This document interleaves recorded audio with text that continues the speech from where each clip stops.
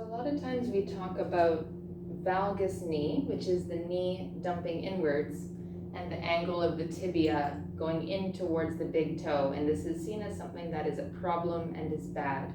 And we know it's not always bad, but it can cause problems. However, the other end of that spectrum is we can also have a tibia or a knee that tips out too far, and we call that a varus angle, or a tipping out of the tibia towards the pinky side of the foot. And I see this as equally important to acknowledge when it's present and work with. And this is something that's happening for me on my right side, which is also the side where I'm having some problems with my right foot. Something that I'm exploring to help me to give back the valgus that I need in my right knee, which is important for actually being able to bend the knee well. We need the valgus to happen in the knee in order for it to actually bend. So I've been working on giving it back in a way that feels safe and not just aggressively dumping my knee in. So I want to show you one thing that I've been using that I've been finding has been really lovely over time to improve how my knee feels and how it can move into this valgus and bending.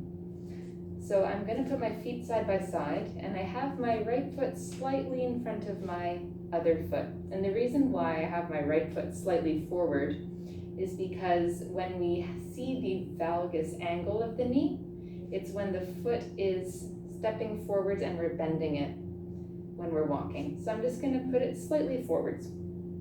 From here, I'm simply thinking about rotating my pelvis away from my front leg.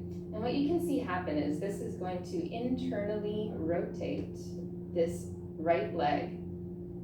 And if I continue to twist through my pelvis like I'm standing in a tube, you can see how that starts to angle my shin bone, my tibia, so the top of it is tipping inwards over my pinky or my big toe.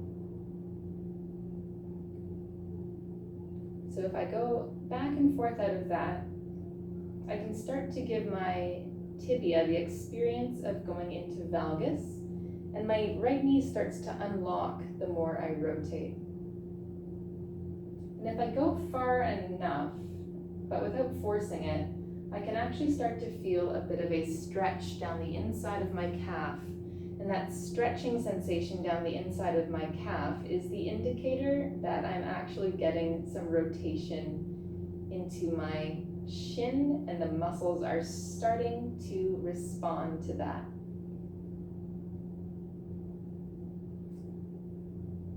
And then over time, I can start to work on actually getting my weight going into that leg without something like this happening. Hope that was useful. Give it a try.